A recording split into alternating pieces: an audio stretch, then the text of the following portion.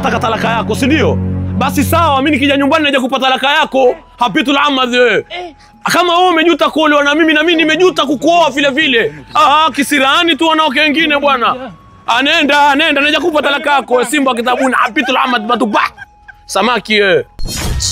Shan type. Salamu. Wa alaikum salam.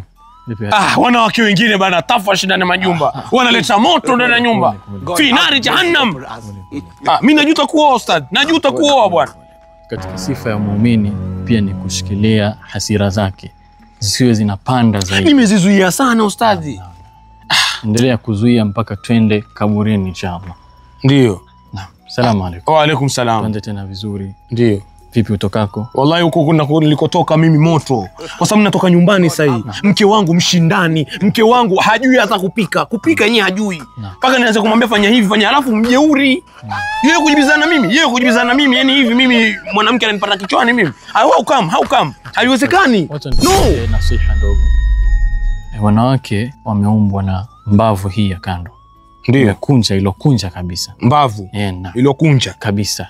Kwa hiyo ukiwanyoosha utawavunja. Ndio. Na ukiwakunja utawavunja bana. Kwa hiyo unafaa tu treat kati na kati. Sawa ndugu yangu? Sawa ndugu yangu. Kwa hiyo hao ni viumbe dhaifu sana. Ndio. Tunafaa tuwachukulie kati na kati. Tuelewe wana mapungufu mengi sana. Lakini anataka talaka. Kwa hiyo mimi sasa hii yeye anangangania talaka, mimi nitampa talaka yake ustadhi.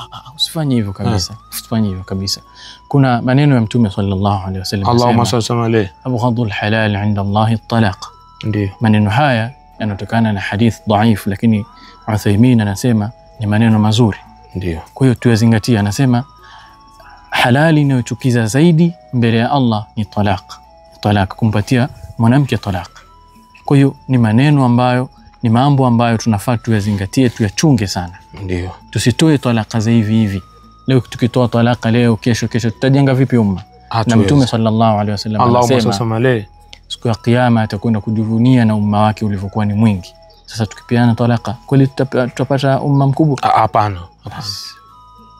Na kuhusia uzingatie. Inshallah, shukran. Kwa hiyo wanaambia nisimpe talaka kabisa. Basi inshallah sheikh wangu. Njia zingine. Inshallah. Na kuahidi sheikh wangu haya nasaha ulionipa inshallah nitakwenda kuyazingatia na pia sitompa talaka mke wangu inshallah. Na nitazidi kumpenda mke wangu. Mtu atakayelingania katika dema na likafuatwa yeye pia atakuwa na ujra. Mashaallah. Basi ukifuata itakuwa ni fahari kwangu.